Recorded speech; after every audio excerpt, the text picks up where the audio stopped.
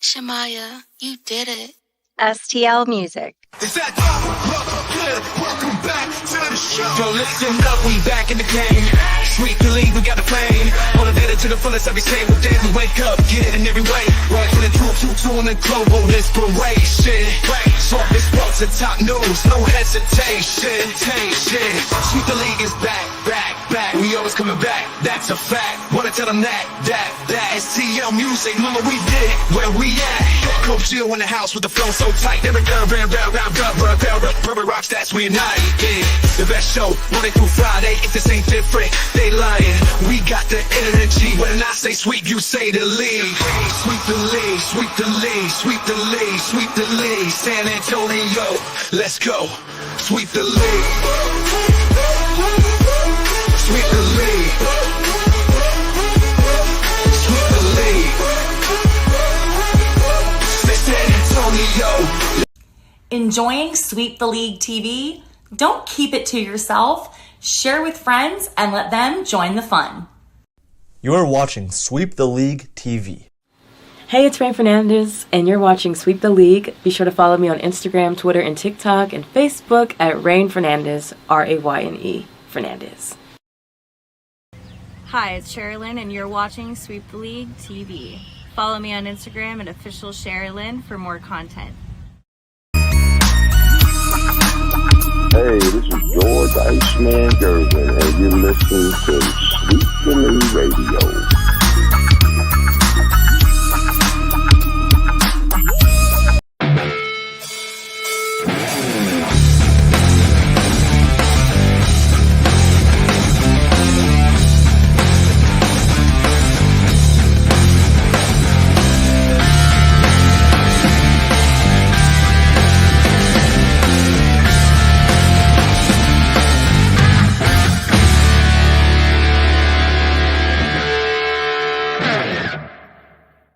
All right, what feels like forever, and we actually got another background. That's pretty cool. I didn't notice that. Feels like forever. It's Rudy Campos, and you're going to be joined by Derek Gervin, Hall of Famer Derek Gervin. It's almost that time for him to go into the Hall of Fame for UTSA under basketball. We're back finally. Yesterday was kind of a hectic day, and this evening was kind of a hectic evening, but we've got a lot to get into. We'll bring on Derek here in just a minute before we give everybody the update on a lot of stuff that we're doing. Quick shout out to SOTB, our executive producer, Shamaya himself. We're going to be breaking some news here when it comes to Shamaya, myself, as well as the network itself. So just stay tuned. That's all I can tell you. Stay tuned. We're going to start the show off with that. We're going to get into some WNBA talk. NFL weekend, we're going to ask some of the hard questions, see what we get through on that. Of course, tomorrow's Wednesday, so we're going to try to do an afternoon show for you guys, cover some college football, go over college football.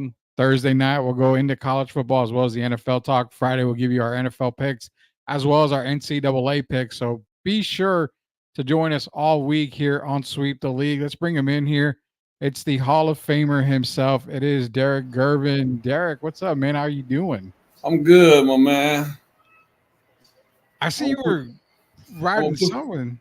I'm going to put this on my neck for a minute because this is what I'm going to use to strangle Micah Parsons the next time he starts talking nonsense to his teammates, man. That's a subject we're gonna have to get into because man, really good to see you. It's gonna be a tough subject. Those Dallas Cowboys, those Jerry Jones Dallas Cowboys, man, it's gonna be a very tough subject. But nonetheless, man, I want to get everybody up to date on something. So we had an announcement through SOTB, and it's I Am Refocused Radio. So their network is already launched, and through the network, Sweep the League is a part of the network that they have, as well as we work not part of it. We're in cohorts with them, but they're starting to do a lot more interviews for videos. We're actually going to be doing another podcast that's going to be launching very, very soon. We have talks with other podcasts coming on to the Sweep the League network. So nonetheless, the way we're going is you're probably going to get a lot of content, not just from us, but from other people as well. So that's why it's so important to join our YouTube. Go to YouTube, search at Sweep the League TV, be a subscriber. We are launching our giveaway this week, either this Friday or Monday, we're going to launch our giveaway for our 500 subscribers. If you're not a subscriber, jump in now before the giveaway.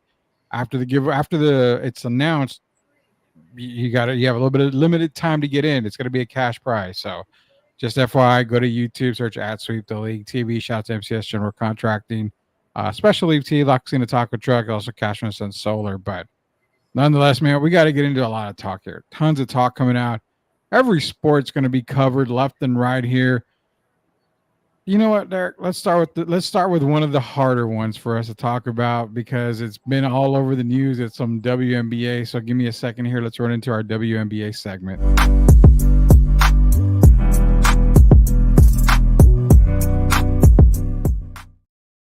All right, so the WNBA playoffs are underway. Earlier tonight, we had the New York Liberty defeat the Atlanta Dream 91-82. They're moving on. Right now, the Aces are playing Seattle. I thought Seattle was going to give the Aces, a lot more than they can handle. Seems like A'ja Wilson and the Aces are locked in and focused on the WNBA playoffs. So far, what are you seeing as far as the WNBA playoffs are going? What are you liking? What are you not liking as far as, the teams are going? Things going kind of the way you expected them to? Well, what I like, I'll start off with the games the other day. I thought Connecticut Sun showed who they are, who they've been all season when they played Indiana. First of all, they played really good defense on Caitlin, other than that play you and I talked about that I had you look at earlier. I did. And I'm going to say it here. Desiree Carrington, there's no one on this earth that could convince me that she didn't stick Caitlin in the face on purpose. And if you look at the video, it's clear as day. So I didn't like that part, and I'm surprised that the WNBA hasn't addressed it further. But as far as the play, Napheesa Collier, first team all WNBA, came out, had 38 points. I thought she played really well, and they did what they were supposed to do, as they held home court in game one, and they did it convincingly. So that was impressive. And then, you got the Minnesota Lynx, who had the second best record in the league, 30-10. They came out and it was a tighter game than I expected, but they handled the Phoenix Mercury. So far the home teams are holding court, as they say. But I gotta say this, Rudy. I wish the WNBA would really think about making this more fair.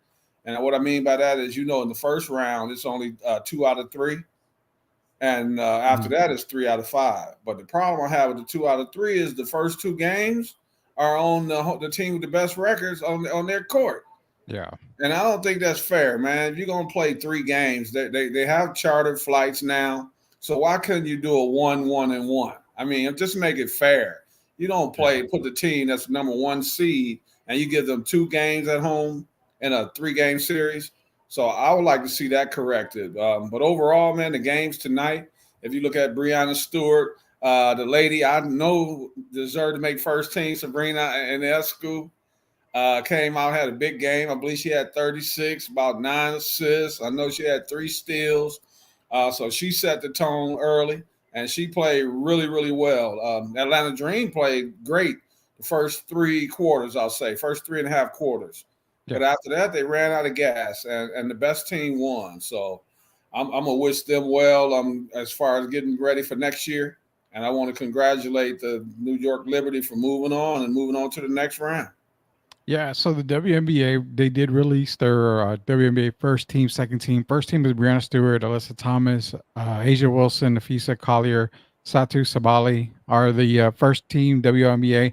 Surprising to me, like you mentioned, Sabrina Ionescu, I figured would have been first team, but she's on the second team with Agwemike, Jackie Young, Chelsea Gray, Jewel Lloyd, and Ionescu as well.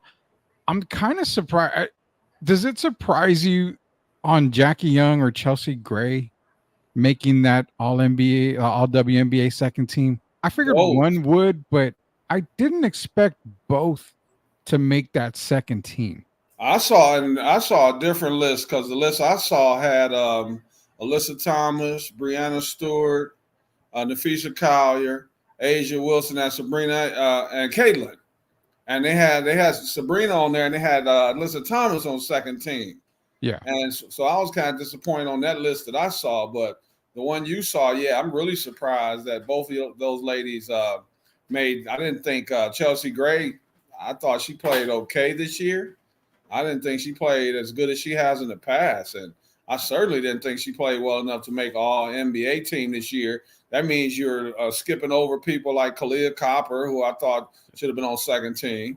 Well, you know what? Let me stop there because I was reading 2023. Okay. I'm sorry. So that is my fault right there. We're gonna reset that. I can't find the 2024 list. It's Caitlin, Anna Ionescu, Brianna Stewart, Nafisa Collier, and Asia Wilson team on first team. Okay. So and that's Alyssa the first Thomas team. made second team, and Ogwumike, Kayla McBride, and I'm trying to think of the other two. Ogwumike, Kayla McBride. I can't remember the last two, but it was a good team. I thought they deserved it. And the only question I had was, would Caitlin make first team? But I can't argue her making it at all because we know what she's done this year. But overall, I thought it was a good team. And I got shout out to Asia Wilson for her unanimous MVP, and shout out to Caitlin for her unanimous Rookie of the Year award. Yeah, I mean, there was no doubt about the fact that, you know, Caitlin was going to win Rookie of the Year unanimously. I mean, it was close throughout the season with her and Angel Reese. So, I mean, at the end, obviously, you know, Caitlin just pulled away, and we were kind of looking at that too, saying the same thing. For Asia Wilson, it wasn't so much of it was unanimous, but it wasn't unanimous for the majority of the season. You know, it kind of came down to the last part of the season. So she did pull away. Asia Wilson's just playing at another level. Comment wise, Rudy Sitha, Lord is in here. Leah, they do the Down for the Count podcast, or on Twitter, the Spaces. It's every Tuesday or Wednesday, I believe. One of the 2 days. Excuse me. Bless you. Excuse me, everyone. Dejanay was the first WNBA player to put hands on Caitlin on the season opener. She's a low-key hater. We're going to get into that here in just a second. Derek Gervin, let you know, Carnivores Duke men's basketball, December 6th, 6 p.m. Central Time on ACC Network. Yes, Tim's sir. keeping you updated. What's good, everyone? Late to the party. You're never late. How's everyone doing? We are doing great. We're just glad to be back. We had some major announcements earlier, so we'll re-announce that, everybody. What's up, everyone? Jake, appreciate you here. Chris, you're never late. Yeah, you're never late. Louis in here, no doubt at all. And also Leha, the party has started. We're just waiting for you. Yeah, we were waiting for Chris Leha, MCS General Contracting. So WNBA playoffs are underway. And again, I'm going to make the apology. I was rattling off the 2023 all WNBA team. That was my fault. I was like, wait a minute, this doesn't look right. So I rattled it off here. But the list apparently that's coming out, it's Asia Wilson, Caitlin Clark, Nafisa Collier, Brianna Stewart. See, and this one has Sabrina Ionescu making that first team. Yeah. So that's what they're saying. And then they're saying the second team is Agumike, Kalia Cooper, Alyssa Thomas, Jackie Young, and of course Arike. So that's what I was saying about Chelsea not making it. I didn't think she was going to make it on this team, but nonetheless, the big talk, Derek, in WNBA right now is not just the playoffs. It is the eye poke gate between Dejane and Carrington and Caitlin. Carrington and Caitlin Clark. I'm sorry. So I hadn't seen it. And then you called me up and, you know, were like, hey, did you see this play? And I said, well, I've heard about it, obviously, but I haven't seen it. Well, I made the comment, well, when you're going for a block or a steal, your hand doesn't just do that with your fingers pointing in. Like a claw. Yeah, you don't just go all the way down like that. And then you don't, when you bring your hand down, you don't go forward with it. You Who you ever seen bring it down like this, though? I mean, come on, y'all ladies. Unless, you know, when you're doing that rare type thing, I you see all the ladies doing. Really upset about that. It wasn't that just because it was Caitlin. It's just the fact that when you could injure someone, man. You could put someone's eye out like that. And I know they didn't call the foul. And I know when you're doing real time, it's hard to see. But after you go back and look at the videos, I'm absolutely stunned that we haven't heard any more from the NBA. It was a totally dirty play. And maybe they didn't say anything because Caitlin got her back later, knocked out her contact lens on the follow-through. So, but it was a totally a Bush League play. And I didn't like it at all. Yeah, after seeing it, I didn't like it at all. It was not a good play. And Carrington, I will say I liked her, coming into from Baylor into the WNBA. Didn't think she was going to be a major superstar or anything, but I mean the respect I've had, I lost a little there because it's kind of like, I mean, again, the block, you just don't do that and down. It doesn't make any sense to do that. So I think you're right. Caitlin played it down. The WNBA didn't say anything. Caitlin played it down. They asked Carrington about it. She said, I didn't realize what I did, or I have any idea what I'm doing, what I did. I mean, you're saying all the right things, I guess, to avoid bigger confrontations or something. So nonetheless, it happened. It's, I mean, kind of it is what it is, right? Did her comments? I don't like, the only thing I don't like, man, if you have enough guts to do it, then stand on it. Kind of like Aaron Rodgers and his coach. I'm sure you saw that. Yeah, we're gonna get into that. Yeah, okay. Hug. So, I mean, just stand on it, man. If you had the guts to do it, just be honest about it. Yeah, and that's what Elias is saying, is that why would I want to hurt old girl? That's what she was saying. Why would I want to hurt her? I'm like, come on. But it's funny because when the reporter asked her, she kind of gave that wry smile and then kind of like moved her. You saw what she did when it first happened. You see it. She stood there when she first, right after the foul, right? She pulled a Patrick Beverly move, a Draymond move. She just stood there like, what do I do next? She was telling on herself, man. It was so obvious that it was intentional. It was, man. It was. I'll say this. Kudos to just Caitlin. I mean, just keeping it business. She didn't get injured. Now that's a play that you can definitely get major injury out of. Just a finger straight to the eye. It can do some major damage. So I give kudos to her. She's just letting business be business. Ruby, now we got to hope that by tomorrow, because remember, she did get a black eye. Yeah. So I'm hoping that tomorrow her vision is a little better. And there's no swelling either. I don't think Connecticut has to do that to beat them. And you just don't do that, man. The young lady has done a lot for the league, whether some people like it or not. We got to accept it. We got to respect it. But no matter what player that is, you just don't make those kind of plays, man. It's supposed to be a sisterhood. And so all of them are in it for the same prize, basically, and that's to continue to grow the game. And you just don't make those kind of plays. Yeah, you don't, man. You don't. And I agree with you on that, because it's something that shouldn't be a part of the game. Sadly, it is. I mean, we see cheap shots. We see, intentional stuff happen at every level, at every game, whether every sport. It just happens, and it's the nature of the beast, man. That's the sad part and all that here. He says, I'm all for the views, but this is ridiculous. Should be suspended at minimum. The WNBA should have made a statement. I mean, at minimum, the WNBA should have made a statement. That's just a cowardly act by the league not to make a statement. You should have at least made a statement. And, even if you're going to fine her, just fine her. Fine Carrington, whatever.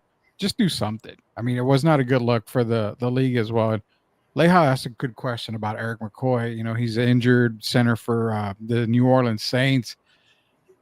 Not using mine anytime soon, so he can definitely borrow mine. But I'm gonna need a little bit of a patio in my backyard, a little extension there, and I can trade McCoy for a little bit of work. Leha, definitely hit you up, man. That is Chris Leha, MCS General Contracting. Derek Gervin, Rudy Campos Sr., Coach Gio should be back probably tomorrow or Thursday. WNBA playoffs are kicked off.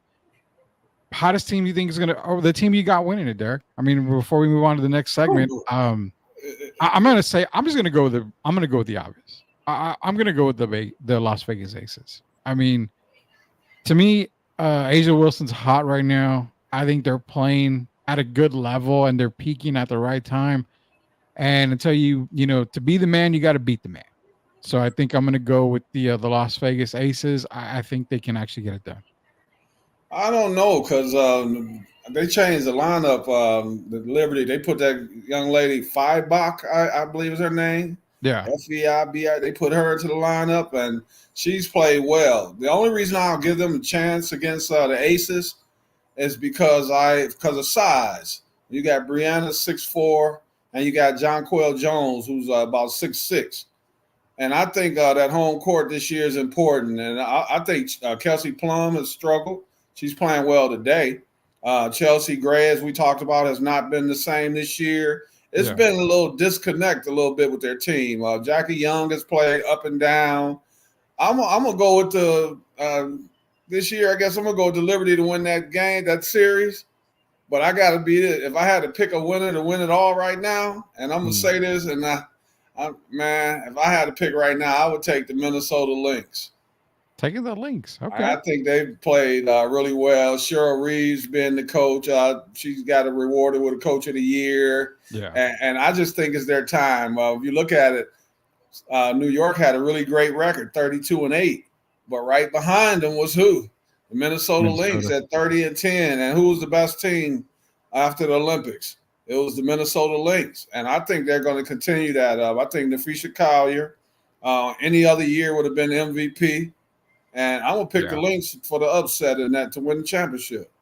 So you got the Lynx. I'm taking the Aces. I really believe, because I think I would take the Aces. I'm just gonna ride with the Aces.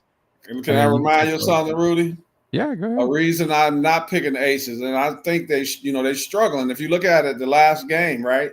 Mm-hmm. Game 1 against the Storm. Did the Aces really win, or did the Storm kind of hand them the game? Do you know how many points the Storm scored in the fourth quarter? No, I didn't. Okay, second, and they're going into the fourth quarter. The Storm are leading by 1. Now, this is something I'm going to tell you. In the fourth quarter, it's only happened. This is the second time. In the fourth quarter, the Aces scored 14. The Seattle Storm, with good a team as they have, scored 2 points. The entire fourth? Yes, 14-2 in the fourth quarter. Oh, wow. So I think that was an anomaly. So I don't think it's that defeat, and I don't think the defense was that great. The Storm missed a lot of easy shots, and I just don't think the Aces are playing as great as they have these last 2 years, and that's why I'm not picking them. I just think I think they're going to have trouble in New York, and I think that the Liberty this year is just their time to defeat the Aces, and then we got the Lynx going to be bringing it home after they knock off Connecticut. And that was the thing too with Connecticut. You made a point about Carrington with the eye poke. I mean, Connecticut, they haven't had any trouble from remembering against Indiana in the regular season. I didn't expect them to lose to Indiana. I figured Indiana was going to be, technically one and done, one playoff series, and that was it. Still, a young team with Caitlin Clark, Leigh Boston. They've got a good team, but I just think they were not playoff ready. Anywhere, all the way from the players not being playoff ready to the coach, as well. Just they're about a year away, and I think another player away from being a dominant team in the WNBA. But you didn't have to go out and do any of that stuff just to beat the Indiana Fever. I had Connecticut winning that series. So what happens if Indiana goes down, if they lose again tomorrow and their season is over? Are we going to be looking at a possible second head coach being replaced? Because the coach in Los Angeles Sparks fired their head coach. So I'm wondering, would Christy Sides get another opportunity? If you remember, her and Caitlin have had some spats during the season. Yeah. And it looked like there was a little disconnect between them early in the year. Mm-hmm. And of course, we know who seems to have won that battle, Caitlin. But if they were to lose in 2 games, don't win a game, is this the end of Christy Sides as an Indiana Fever head coach? You don't think she saved her coaching career in the second half of the season? The reason I can't say it for sure, because does Caitlin like her? That's the key. What kind of relationship do they have? We've seen a few times.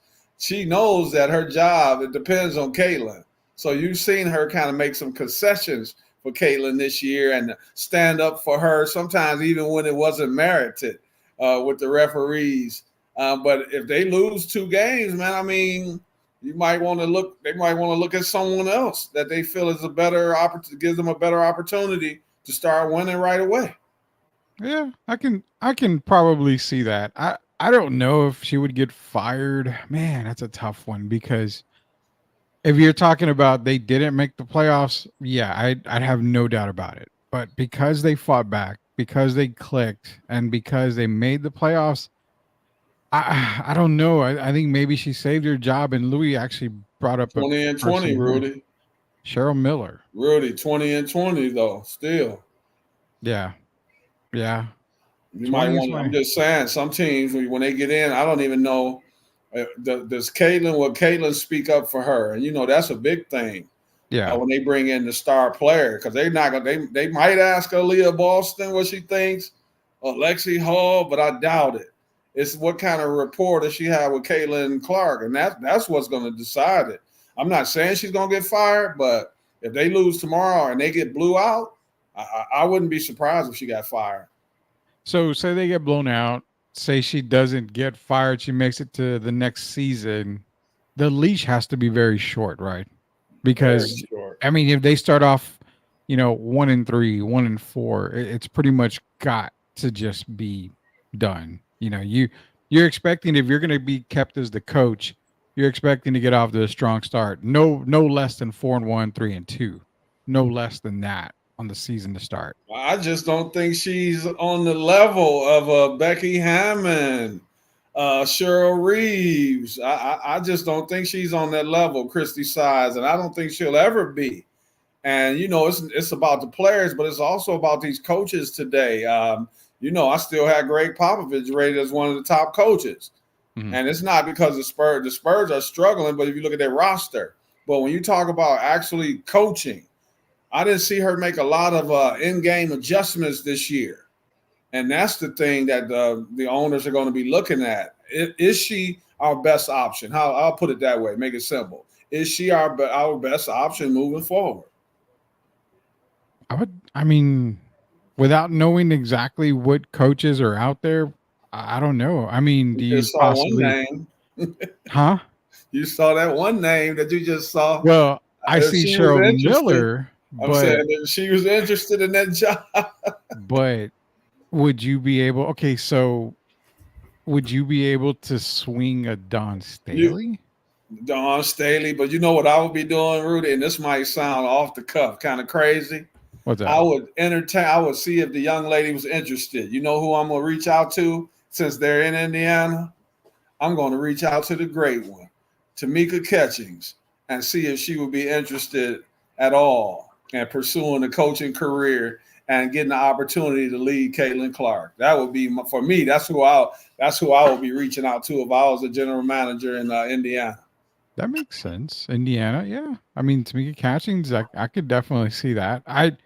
The first person that came to my mind was Dawn Staley. I mean, but I think Dawn's got a really good thing in South Carolina. Yeah, I don't know. I can't. Dawn leaving. That's all. Dawn has become Mike Krzyzewski of the women's basketball right now, and I think that she loves where. And then remember, she just got that new contract as well, so she's the highest paid woman, getting what, $2.2 million or whatever it may be for college, and you still get a chance to impact these young ladies' lives. And looking at Dawn, that seems to be the personality that she has. And sometimes you don't want to ruin it. You go to the pros, they don't seem, I'm not going to say all the players, but as you know, some don't seem to listen as much to the information you're trying to give them. In college, you can still impact so many lives. Yeah, I don't know why I've already envisioned Dawn going into the NBA. I just have always thought she could be one of the first, the pioneer. Because everybody talked about Becky, and I totally get it. Becky won the summer league with the Spurs. She's had a couple of coaching debuts with San Antonio when Pop was out. So I don't know why I've always envisioned Dawn being that first true NBA head coach for the women. I think she's just a fantastic coach, and I think if you were having her in the NBA, a lot of players are going to respect the hell out of her. I mean, she's got the resume for it, so. I think, to me, Dawn, I want to talk years back, man. Years and years back, I wrote an article for Project Spurs about Dawn Staley taking over for Greg Popovich. And I thought, that everybody talked about Becky, but Becky's already gone. Who's next? I said Dawn Staley would be the perfect candidate.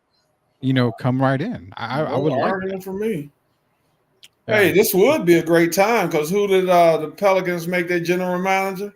Swin Cash. Yeah. And but with Dawn, I know she's so competitive. And would she leave? Because right now you got in the if you look at it, your team is North Carolina, but on the other side, you have the Duke Blue Devils, right? And they're only going to continue to get better. And who's their coach? Kara Lawson? Yeah. So I think Dawn likes challenges. And I think when you got somebody like Kara Lawson coming in, that's motivation. Mm-hmm. And we don't know what she's thinking, but maybe she'll get her opportunity a few years down the line. Maybe if it doesn't work out with Christy Sides, they'll send out a deal to her. Indiana seems to be a hotbed right now. We know that's actually the state of basketball, if you really want to be honest about it. They talk about New York, California, Michigan, but we know if you really want to be honest about it, Indiana is the basketball state.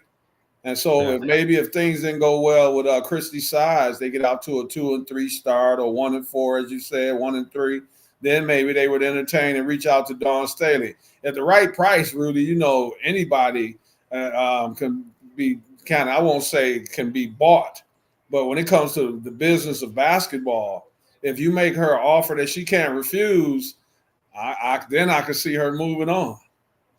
I think so. Let's look at Dawn real quick before we go to commercial break. Moving on to WNBA, she's pretty much accomplished almost everything in college. So because she's so competitive, that's why I think maybe if Chrissy's fired in Indiana, that's where I would go as Dawn because of the competitiveness.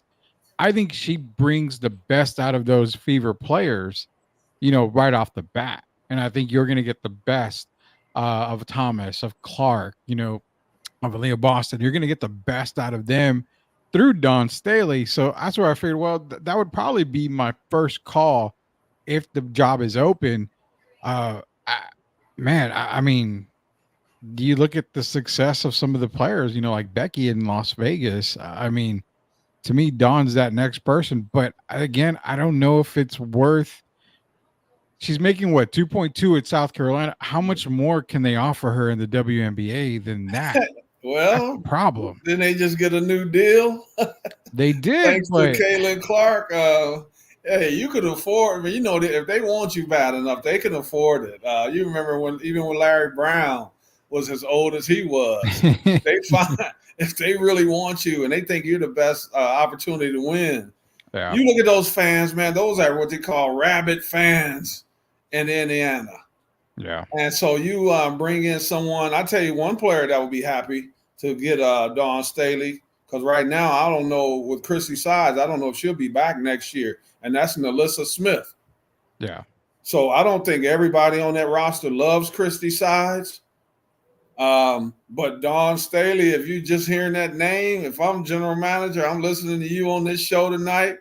Maybe I'll have to sleep on it, and then tomorrow I'm on the phone or I'm sending an email or something to Dawn Staley and see what her reaction is. Yeah, it's going to be fun to see. We'll see what happens with Indiana tomorrow as they take on Connecticut. If they get blown out, we'll see how long Christy Sides is there for the Indiana Fever. If not, then you may get that phone call from Dawn, or they may make that phone call to Dawn Staley, see if she's even available to coach Indiana. This is Hall of Famer Derek Gervin, Rudy Campos Jr. On the way back, we're going to hit up our NFL recap. Cincinnati, 0-3, looking bad. Buffalo, the team that I kind of wrote off because they didn't have the weapons. Well, Josh Allen is just screaming in my ear.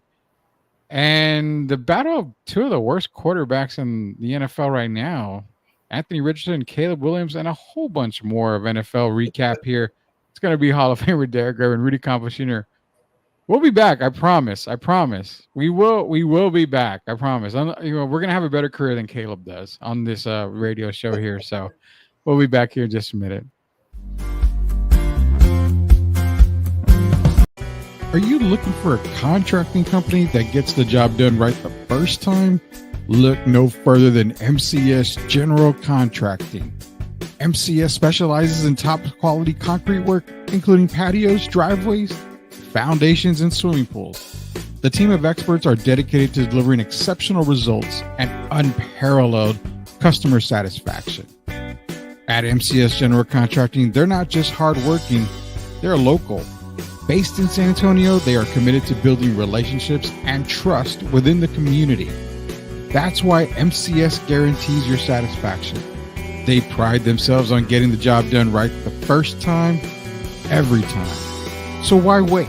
Contract MCS General Contracting today to schedule your project and experience the difference for yourself. MCS General Contracting, building a better San Antonio, one project at a time. Proud sponsors of Sweep the League. Yeah, this for the family. Loyalty, respect, honor. You know what it is. STL Music. Let's get it. We the ones, never folded on ourselves, no bluffing. Legacy we building, man, this ain't up for discussion. They wanted us to quit, but we dug in deep. Motivated to the fullest, dreams ain't meant for sleep. On the grind 24/7, no time for rest. We making moves, calculated like a master chef.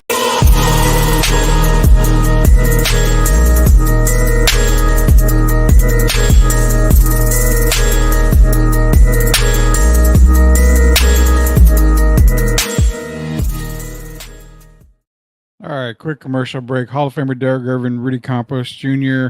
October 1st, right around the corner, the album Family by SOTB and STL Music is going to be released wherever all your music is available. Spotify, everywhere.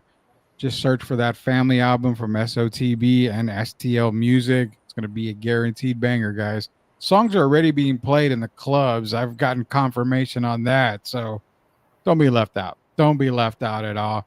Sorry, NFL bump. This next segment is brought to you by MCS General Contracting, La Cocina Taco Truck, Castro Sun Solar, Locked On Spurs, and Special Leaf Tea. Man, I talked to my boss, Derek, and I said, this football season is just crazy. It's crazy. Why? Look at the AFC, the AFC North, where you've got Cleveland, Cincinnati, Pittsburgh, Baltimore. Pittsburgh's at 3-0. Cincinnati's 0-3. Baltimore barely won their first game. They're 1-2. Cleveland, I think, is 1-2. Stinking. Yeah, and they're not getting any better. To know that, I told him, it's that damn Mike Tomlin. The guy just won't lose. Like, he will not lose whatsoever. And they're sitting at 3-0. They've got they've got a commanding 2-game lead in that division because Baltimore hasn't looked good. I mean, they haven't looked good all year. Cleveland looks terrible. The Bengals, I mean, you went out and improved in the offseason, especially on the defensive side of the ball. They're looking bad. I can't put the blame on Burrow. I mean, I don't know. Defense. They don't look like they improved. It's tough. I mean, overall, before we get into the game-by-game discussion, 3 weeks into the NFL, is it me or it's just I'm looking at these weeks like, what the hell's going on here? It's like we're in the upside down or something. It's been weird. The season has been weird. A lot of weird stuff going on.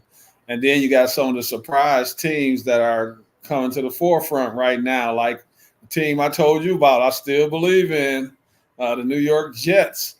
Yeah. So it's just been a weird year. You look at the Buccaneers lost a game, but they don't look that bad. The Cardinals look better than you and I both talked about the Cardinals before the year. They look okay. I mean, they look better than I thought. Yeah. The Broncos finally look decent in one game. It's just been weird, man. You look at teams like the Ravens, who's always there. They're struggling. Look at the Bengals, who's always there. They're struggling. Cowboys are struggling. My up-and-coming Lions are struggling. Yeah, it's been a weird year. It's been a very weird year. We're talking one team, and Leha's right. NFL has been absolutely wild this year. He also said Caleb Williams is trash. I'm not going to doubt that. I told y'all Caleb Williams is a 6th or 7th round pick. There's no doubt about it. Hey, Rudy, you need to throw a few more S's in there. You can get the whole bottom row if you want to put that many S's come there. On, man. You being nice to Caleb right now. But I know Louis, La Cocina Taco Truck, he's a Bears fan, and it's a struggle, man. But, looking at that game, we'll go to that game first here. Let me bring it up because I mean, it's Colts, it's Bears, it's 21-16. Caleb Williams did have 363 yards passing. He had 2 touchdowns, but there is it's just not good. And I know you can point at the offensive line. But you have Twitter world tagging me and then posting stuff like, well, he doesn't have time to throw the ball. Well, every video they tagged me in, he sure as hell had a lot of time to throw the ball, and he sure had a lot of time to miss his receivers. It's been terrible for Caleb Williams. And Anthony Richardson, I mean, another guy that everybody's like, oh, he's the man. He's going to be 167 yards passing, 50%. He was 10 of 20. So 50%, 2 interceptions, no touchdown passes. The quarterback position, you can't get a CJ Stroud at all. It's not every day.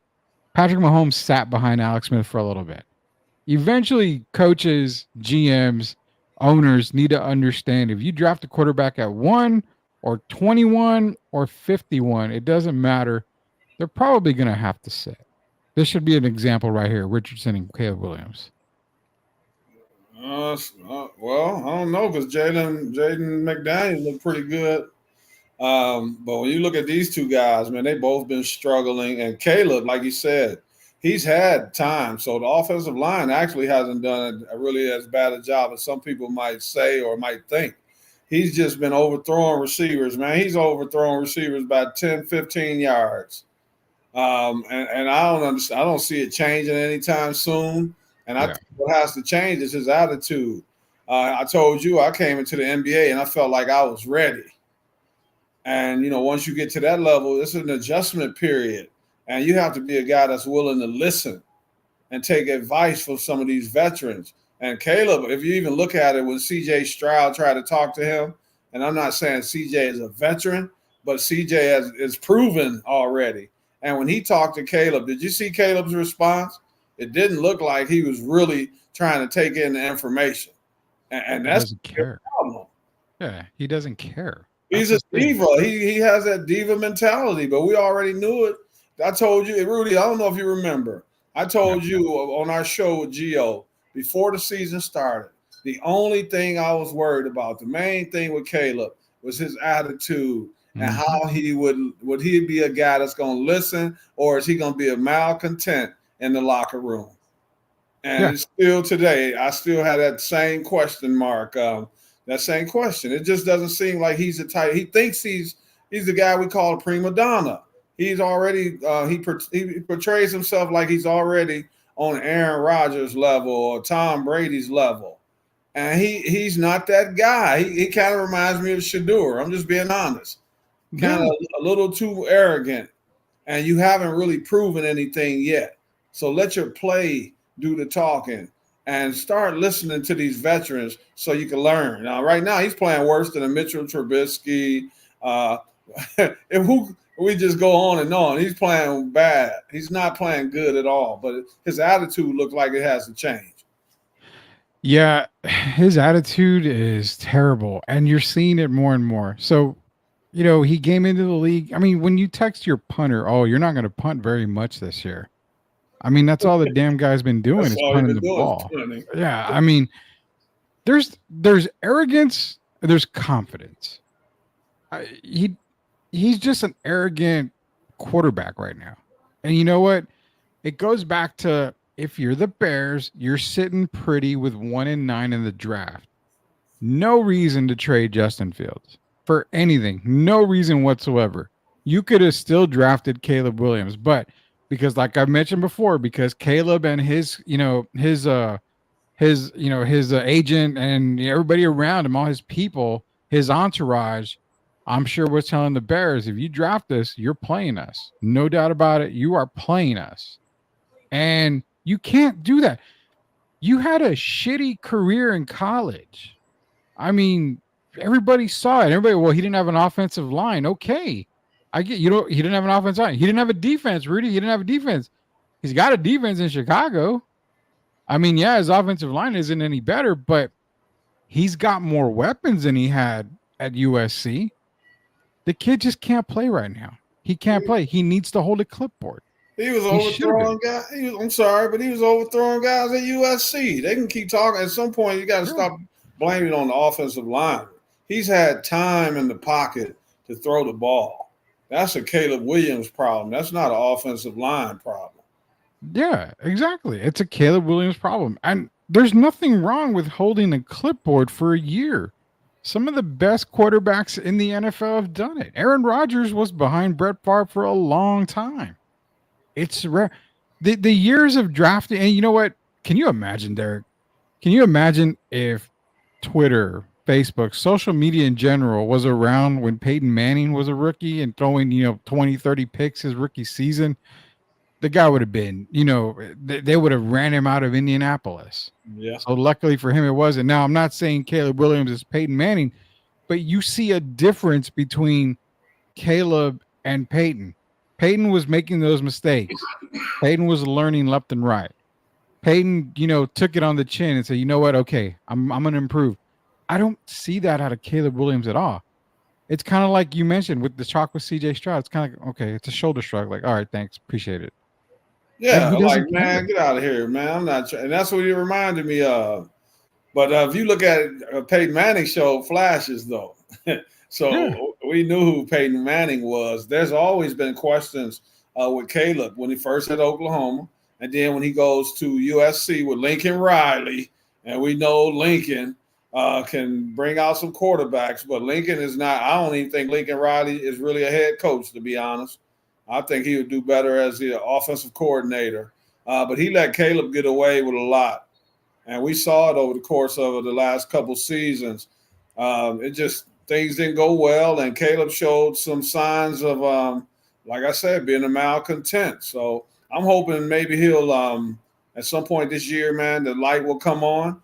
I still think he has an opportunity to have a good career, Rudy. I don't ever think it'll be a great career.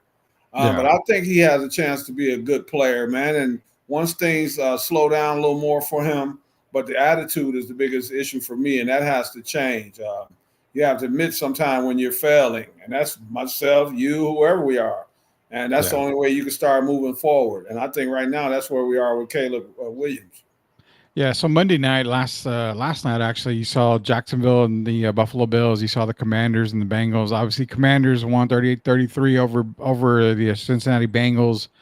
Jaguars fell to Buffalo, who is now 3-0, 47-10. Josh Allen looks, I'm going to say it, dude, the guy looks MVP ready right now.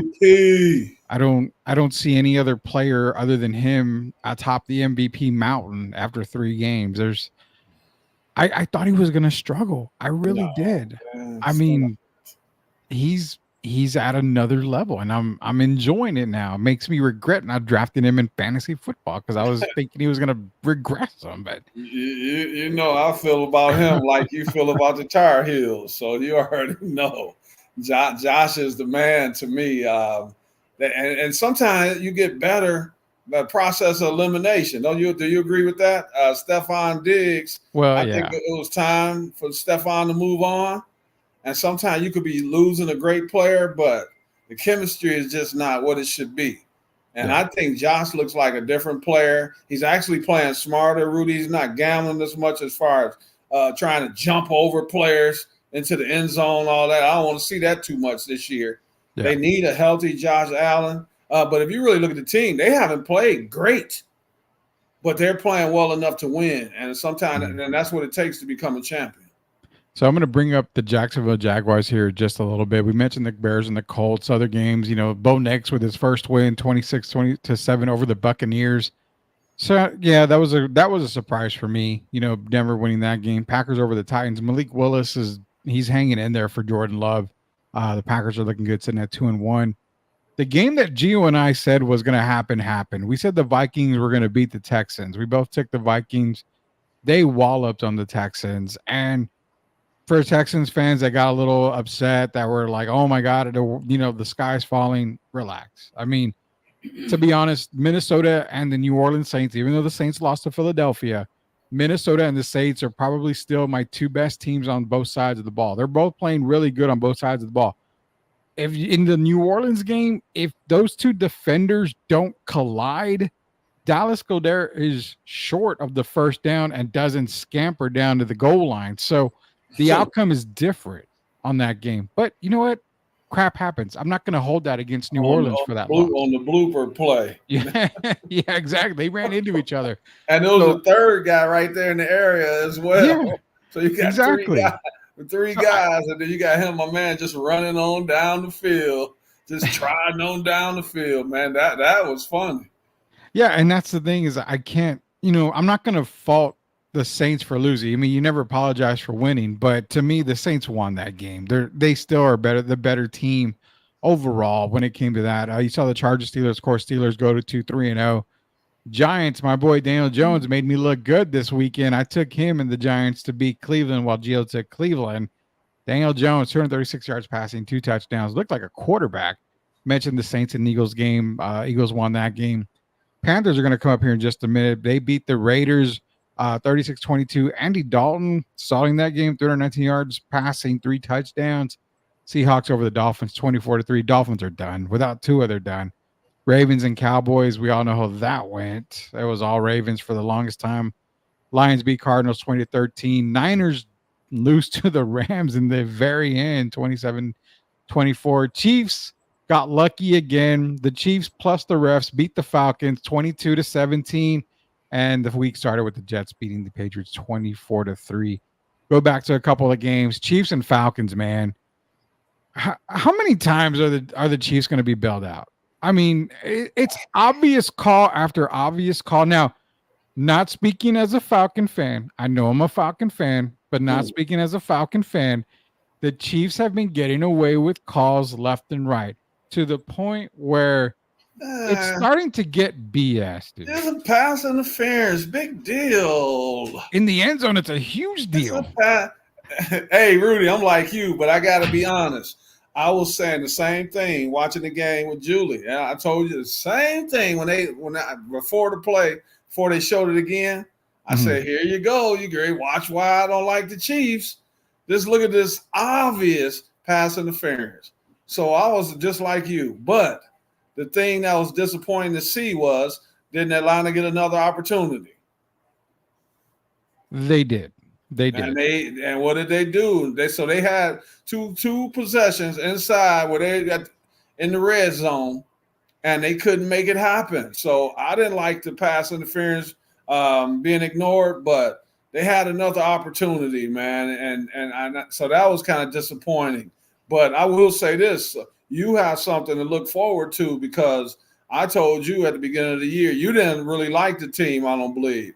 And I told you I think they're going to be better than you think. For some reason, I like Kirk Cousins, man. I know he didn't play well the first week, but we also remember that he was coming off being out from injury at the end of last season. Yeah. And so he struggled. But he's been the kind of guy, when he has an off week, he finds a way to make it happen the next week.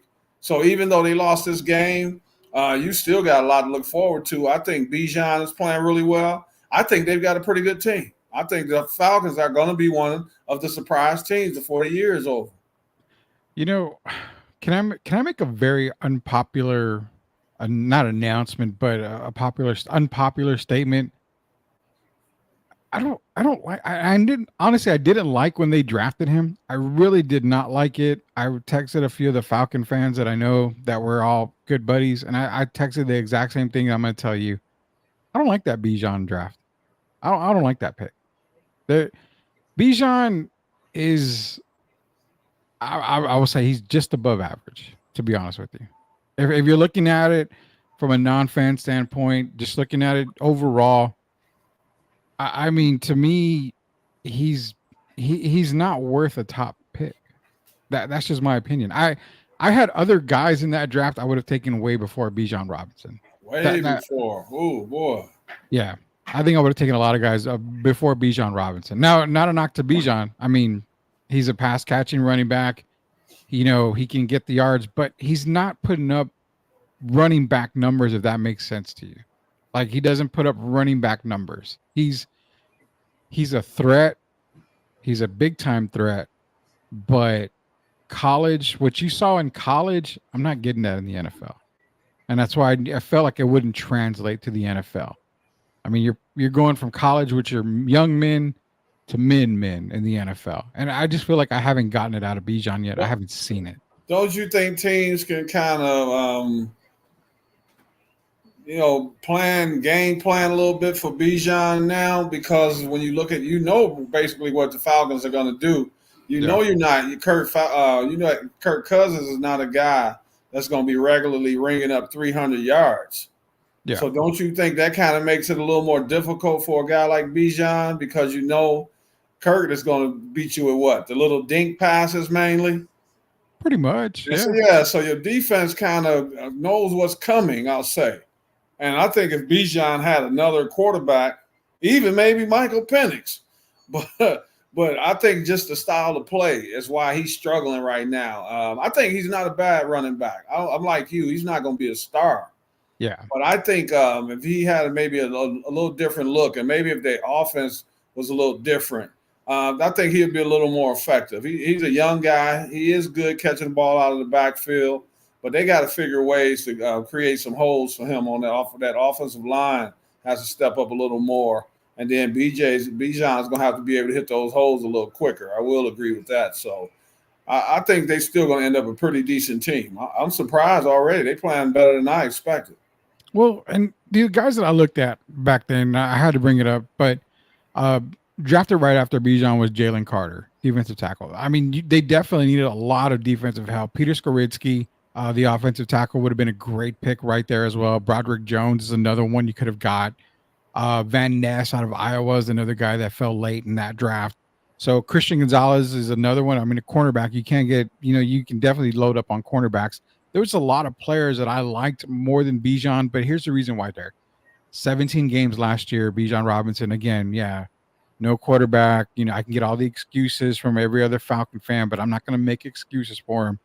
17 games, he had 976 yards rushing total in 17 games. Now, he only had 487 yards receiving in those games. So combined, he's at under 1,500 yards total in offense. This year, 3 weeks into the season, he's only rushed for a total of 196 yards. He's only caught, 11 receptions for 89 yards. To me, that doesn't scream like everybody's on the Bijan hype train, that he's, this kind of a difference maker. His average is running the ball has gone up about 15 yards so far, about 12 to 15 yards. Mm-hmm. With the 196 in 3 games, that's almost 66 yards a game. So that's an improvement, but he's never going to be that 100-yard guy. I just think it's a different game. We're not in the Adrian Peterson days anymore. And a lot of these guys are not going to be getting the 1,800 yards. I think the last time we saw that happen for a while would be Derrick Henry. And it's just a different game. But you got to have these guys that can catch the ball out of the backfield. They changed the game so much now. You got 2 running backs on the field, and I'm not even talking about the fullback. Your quarterback is in a lot of situations as a running back as well, just like the Ravens. And so it's just a different game. And I think Bijan's going to have to get used to that. The Falcons are going to get used to that. And then you got to see what happens with Kirk Cousins. Because at some point, Rudy, what do you think? Do you see Michael Penix playing any meaningful games this year if Kirk were to stay healthy? If Kirk stays healthy, no. The only reason where I see him playing meaningful games is if they're they're sitting at 3-7, 3-6. I mean, season's pretty much lost. I think you get Penix in there just kind of to see what you've got. Knowing that Kirk, is still under contract, for a couple more years. I think you got to play Penix. If you're in a losing situation, you got to play him. You got to see what you have eventually in him. So I think you might see him there, but it's weird because Kirk is the veteran the Falcons needed, but I don't see those high octane weapons being. No. I see, I see the other guys. I don't see. London's come around. He's a 3rd-year guy. Usually they say receivers come around their 3rd year. Kyle Pitts is coming around. But again, the most explosive guy you have and the one guy they tout as the explosive guy in Bijan Robinson, I don't see it. I don't see it at all. So that's probably the Falcon. Do you give them any credit for being so competitive and having the opportunity to win against the Chiefs, or Do you think the Chiefs are not the same team that they were in the past? I don't think they're as good as they were in the last 2 years. What do you think? I will say this. The Chiefs are lucky to be 3-0. They're very lucky to be 3-0. All three of those games should have gone the other way. There's no doubt about it. Now, the Cincinnati game, I'm on the bandwagon of that is pass interference. I'm on the bandwagon. I'm hanging on the rails of you probably shouldn't have made that call at that time because of the game, the way it was flowing. You know, that's a very big call there. But once you look at it, it is pass interference. I won't doubt. I won't doubt about without question. So yeah, I mean, but the Chiefs are not the same Chiefs, and that's why I didn't have them winning the Super Bowl. We got a couple minutes here. Ravens and Cowboys, man. I said if the Ravens lose, this is Jim Harbaugh. It's like they're gonna start talking. They did come out and win, but they kind of let their foot off the gas at the end. You know, you saw garbage time Dak Prescott come through like he always does in garbage time and give all Cowboy fans hope. So, you know, the stats man himself, Dak Prescott. These two teams are bad. They're bad. And, you know, you and I laughed at Gio when he said 6-7 wins. I kind of see where he's coming from now. Remember now in this game, though, I picked the Ravens to win this game. Yeah, I think we all did. But I wanted you to call. I was going to call you and tell you that we need to get Gio on the phone. I think we might owe him an apology because it's not just the Cowboys. It's also he talked about the Ravens. Yeah, not being as good this year. And if you remember, Gio said the Ravens might not even make the playoffs. Yeah, I said that. I told him. You said the same? And did Gio say that as well? Yeah, we did say that. So there's you a good got, possibility. and I'm looking at both teams, man. I don't see the Cowboys getting a lot better. What could they do? What moves can they make? Right, I don't see them. First of all, making any moves. Jerry's not upset about the fans getting on him. He's like, oh, he's Jerry. You know, it's the same old story every year. But if you look at their team, and now you got dissension already. They've played 3 games. And you've already got your young guy, second-year receiver, cursing out a guy who was second in MVP voting. So you got CD Lamb who laid an egg, and I guess he's mad at Dak because of he laid the egg, but he's mad at Dak. And then you see on the sideline, you got Micah Parsons. Mouth Parsons, you know what I call him. Mouth Parsons over there, him and DeMarcus Lawrence going back and forward. And I thought in the interview afterwards, Lawrence handled it perfectly. I didn't think Micah handled it. When you start getting personal and doing it publicly, that's a recipe for disaster. And so I thought Dak handled the situation very well, like a veteran with CD Lamb. If you notice, Dak and number 70, whoever number 70 is, walked away. When CD was talking, 70 is with Dak like he was his bodyguard. And so they kept it moving. And the guy said something to CD. But Micah Parsons is a problem for me, man. I know he's not signed, and he could be a little frustrated about that. But you don't want to tear your team apart at this point in the season when you start talking about individual guys basically without saying their name and how guys need to step up when you're having some issues as well. It's not like Micah is playing like a superstar. We've seen him disappear in playoffs. And so to be calling out your players this early in the season, I don't think it's a good thing. Well, if you remember, I said out of the 3 guys you don't re-sign, it's Micah Parsons. That's what I said. I remember I said they're going to handle CD, and then we had a conversation about it. And I said the last guy I would sign was Micah Parsons. And it's not because of his talent. No. It's because I just think he's a problem in the locker room, man. The guy, it seems like he's more about himself. If you really watch the way he handles situations when they lose. I don't like players, Rudy, when you win, everything's kumbaya. They're all, they saying all the great things. And then as soon as you lose, they're doing the CD Lamb things. They're doing the Jamar Chase things. They're doing the this guy, Micah Parsons type thing. Those are not team players to me. Those are guys that are more me guys that are worried about growing their brand. Yeah, I said, quarterback was going to be the hardest thing to find in the draft or even in free agency. So you had to re-sign Dak. The two positions that you have to resign or you want to resign can both be found in the draft. That would be a wide receiver 1, and then that would be a defensive end or tackle, which you sign CeeDee Lamb. Perfect. You keep your wide receiver 1, you keep him next to Dak. Now, what do you do about defensive tackle? You go and draft one. There's a lot of great defenders that are coming up that you can, basically get ready, and they can take over from Micah Parsons. Are they going to make the same impact? We don't know. I mean, you really don't know. It can't be any worse, Rudy. They gave up 273 yards. Yeah, it's true. That's true. So, I mean, you just don't re-sign him. Let it go. Hey, sir, I'm sorry, but how do you give up after we saw them play against the Saints, right? How do you come out the next game and give up 273 yards or just on the ground? Yeah, I don't know. It's so crazy. It's so crazy. Derrick Henry was like, see, you guys ready to write me off a little too soon. Here I am. So now you got another situation in Jacksonville, with Baltimore, because now is that fool's gold, Rudy? Because he played well against the Cowboys? No, I don't think so. So you think that this is something to look forward to moving forward? They're going to make the adjustment, and he's going to get more carries.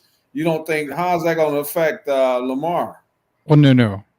It's not fool's gold. I think you're going to still see the same steady dose of Derrick Henry, but it doesn't turn into wins. Remember, the Baltimore Ravens' biggest issue was they lost their key defensive players. And that's where the biggest issue is. I mean, as you can tell, even though it was garbage time, the Cowboys made a run at the end there. But again, my only concern was the Ravens on the defensive side of the ball. Yeah. Because they can control the game with the run game. There's no doubt about that. You don't know if Henry's going to get it. You don't know if Lamar's going to take off.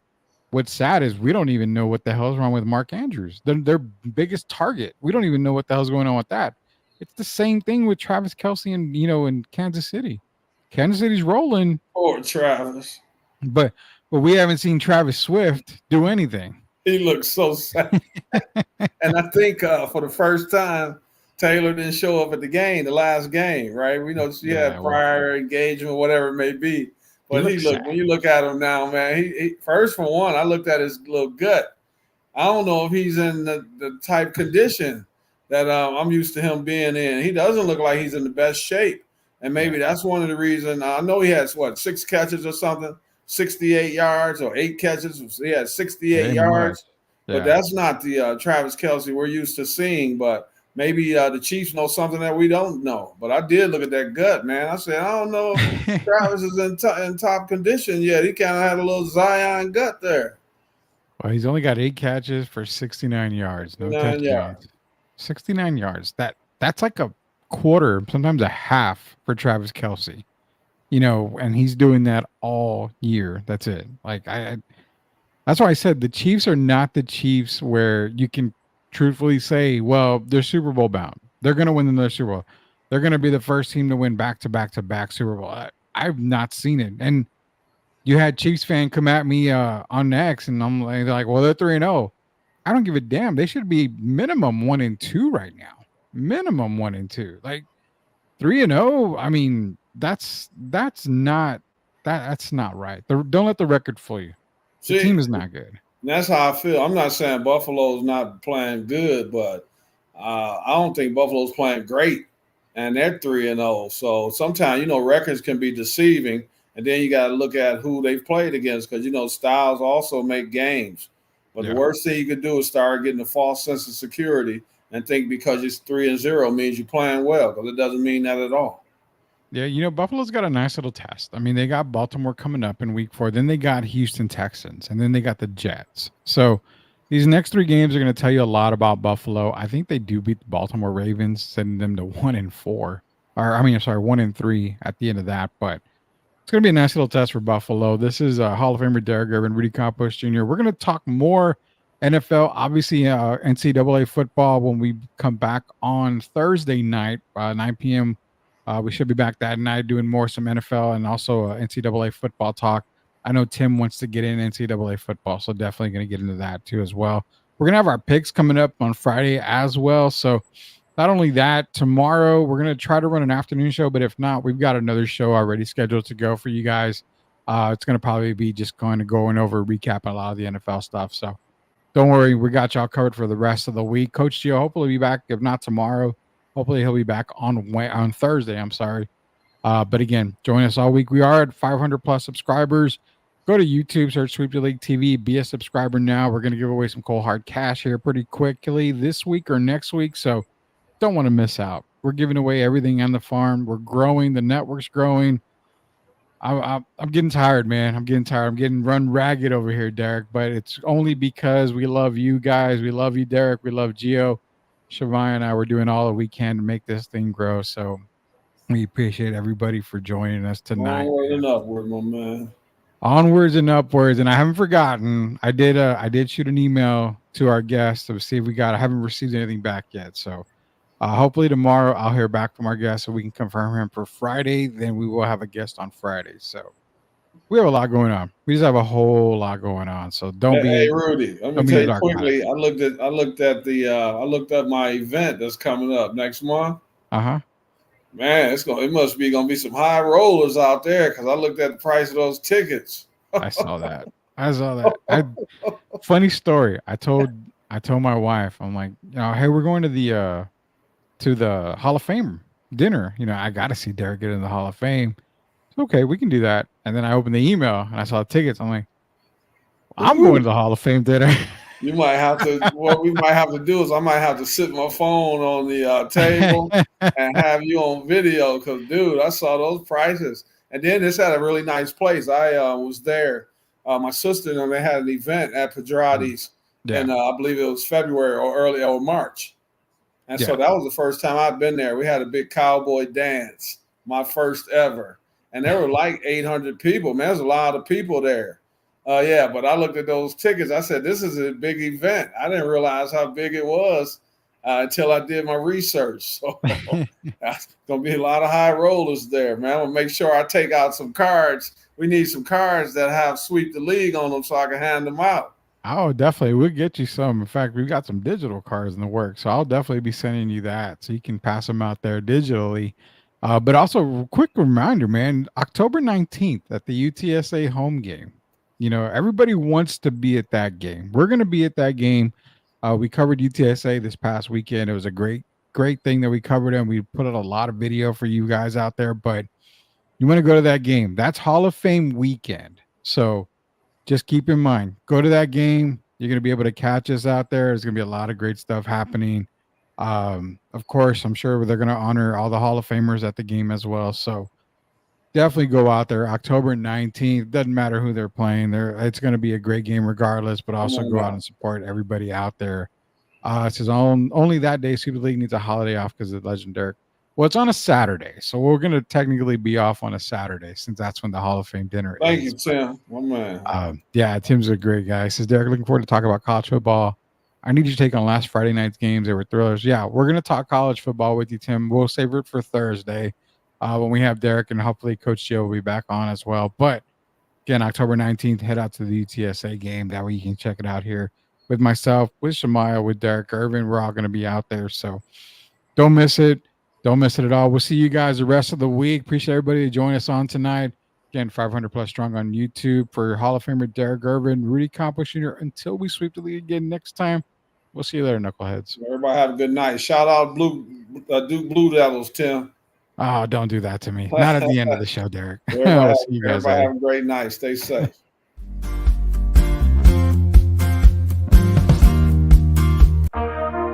Yeah, this for the family.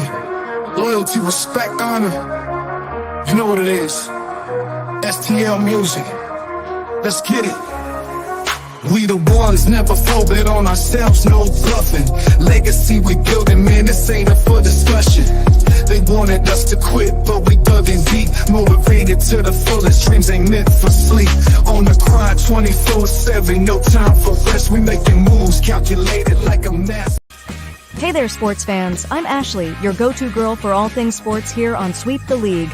Welcome to our daily news reports where we'll be covering the latest updates from the NFL, NBA, WNBA, college sports, and more. We're thrilled to be a part of the rapidly growing Sweep the League network, bringing you fast and fresh news updates every day. Make sure to subscribe to Sweep the League TV on YouTube for even more in-depth analysis and discussions with our amazing team Monday through Friday.